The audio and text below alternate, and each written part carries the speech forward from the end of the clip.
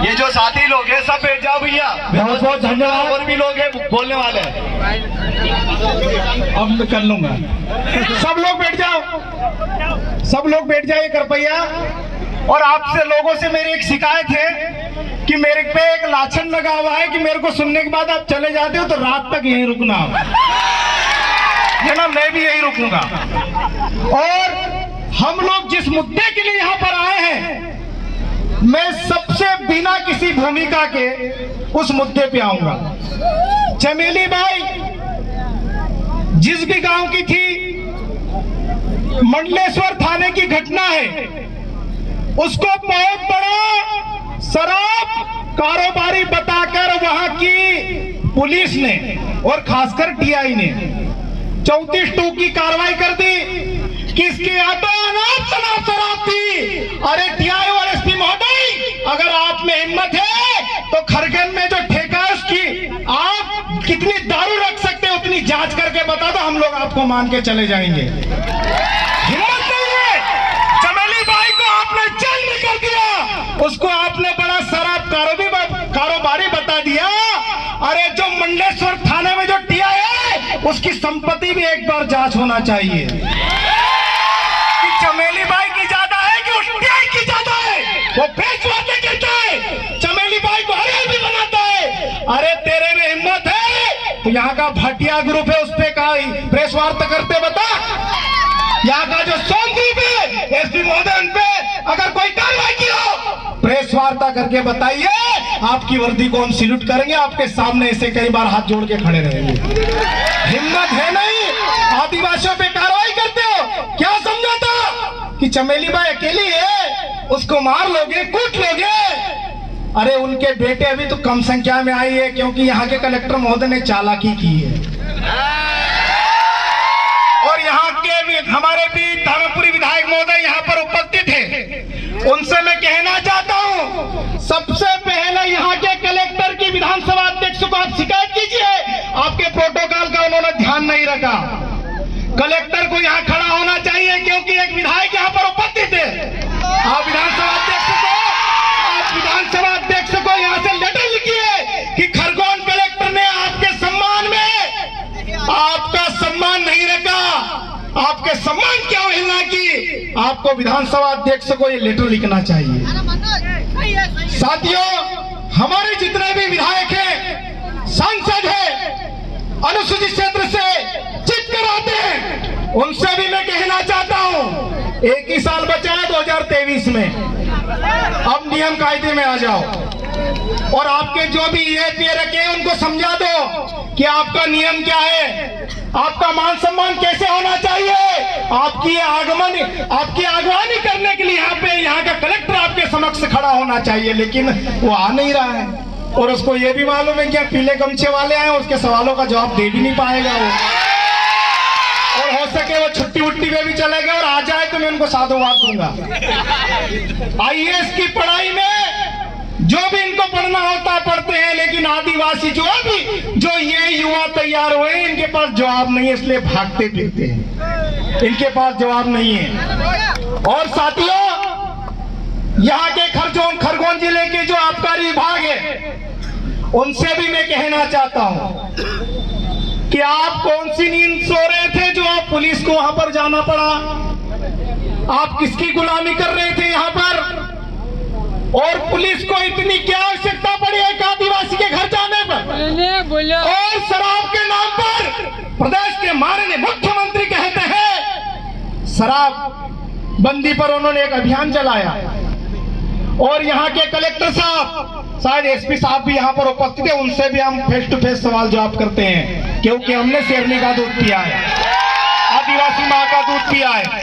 उनसे भी सवाल जवाब करेंगे कि आपने इस नशा मुक्ति अभियान के नाम पर आदिवासियों को छोड़ के कितने गैर आदिवासियों पे कार्रवाई की, वरना आरटीआई लगाएंगे हम लोग। साथियों, जब भी आदिवासियों की बात आती है, हमारे लोगों को कार्रवाई के नाम पे, अभी वो हेलमेट के नाम पे हमारे लोगों को लूट रहे हैं। मैं माननीय सुप्रीम कोर्ट का सम्मान करता हूं। हेलमेट सभी को लगाना चाहिए, गाड़ी के कागज सबको रखना चाहिए। पूरे आरटीओ नियम के तहत सभी लोगों को आरटीओ नियम का पालन करना चाहिए। लेकिन ये लोग कार्रवाई किन पे करते हैं? हमारे ही लोगों पे, जो 10-10, 20-20 रुपए इकट्ठे करके उनको चालान के नाम पे रिश्वत देते हैं, हमारे ही लोग, और ये लोग खुशी खुशी ले लेते हैं। साथियों, अभी दिवाली का त्योहार था, हम लोगों ने कई टीआईओ से बात की कि कम से कम दिवाली में तो छोड़ दीजिए, लेकिन वो बोलते कि ऊपर से आदेश से। अरे तुम्हारे ऊपर वाले को भी हम दिखा देंगे, अभी कौन सा आदेश निकालते हो तुम लोग। साथियों, जहां पर भी कार्रवाई की बात आती है वहां पर सिर्फ आदिवासियों को, दारू का केस आदिवासियों का बना दो, चालान का केस आदिवासियों का बना दो। अरे हमको क्या क्या क्या कहीं घुंघरू समझ रखा है, घंटा वंटा समझ रखा है, जो आए वो बजा जाएगा। साथियों, ये धारणा हमको चेंज करना पड़ेगी। हमारे पूर्ववक्ताओं ने बहुत अच्छी बात बोली। सुमेर भाई 700 रुपए खर्च करके आए थे, लेकिन करोड़ों की बात बोल के चले गए, तो उनका कई गुना ब्याज वसूल हो गया यहाँ पर। और सारे युवा, जितने भी क्रांतिकारी युवा समाज के लिए काम करते हैं, उनको डरने की आवश्यकता नहीं है। समाज के लिए, समाज के दबे कुचले लोगों के लिए डंके की चोट सीने पर हाथ रखकर, सीना ठोक कर अपने लोगों की आवाज बनकर उनके साथ खड़े होने की आवश्यकता है। साथियों, उस महिला के बारे में, चमेली बाई के बारे में प्रचारित किया गया, वो तो आदतन अपराधी है। अरे उसके यहाँ कितने टैंकर दारू मिले। आजकल वो पुष्पा मूवी के आधार पे दारू ही बिक रहे हैं। क्या खाक उखाड़ लिया तुम लोगों ने? गुजरात दारू जा रही तुम्हारे यहाँ से, महाराष्ट्र दारू जा रही तुम्हारे यहाँ से, क्योंकि तुम अगर ठेकेदारों पे कार्रवाई करने लग जाओगे, तुम्हारी शाम की व्यवस्था कौन करेगा? ये भी एक बड़ा सवाल है। अब चमेली बाई के पास तो 5,000 की बोतल है नहीं, 10,000 की बोतल है नहीं, 25,000 की बोतल है नहीं, 50,000 की बोतल है नहीं, 80,000 की भी बोतल आती, जो श्रीदेवी पी के मर गई शायद, वो भी बोतल आती है। ये लोग बड़े बड़े लोग देते हैं, इसलिए इनकी ये गुलामी करते हैं और कार्रवाई सिर्फ हमारे लोगों की करते हैं। लेकिन अब इसको चेंज करना पड़ेगा, इसको उल्टा करना पड़ेगा। साथियों, 5वीं अनुसूची की भी बात हुई, संविधान की भी बात हुई। मैं पिछली जितनी भी बातें हुई है उस पर गौर नहीं करना चाहता हूं। सब लोगों ने बहुत शानदार बात की है। मुझे आज समाज के साथ खड़ा होना था और हुआ, और कई लोगों ने मुझे बोला कि 144 से आपके पर कार्रवाई हो जाएगी। हो जाने दीजिए, 11-12 हो गई है, एक और बढ़ जाएगी, क्या फर्क पड़ता है। और 144 जो यहाँ के कलेक्टर साहब के आदेश से एडीएम साहब ने लगाई है, बघेल साहब ने, पूरे हम पढ़ के आते हैं साथियों, किसने आवेदन निकाला है, क्या क्या निकाला है। और यहाँ पर प्रशासन के कई लोग सिविल ड्रेस में, पानी की जरूरत नहीं है, कई लोग सिविल ड्रेस में, कई लोग खुफिया रूप से अपने हमारे बीच में भी खड़े हैं। खड़े हो जाइए, उनकी ड्यूटी है, हम उनको भला बुरा नहीं कहेंगे। लेकिन आदिवासियों के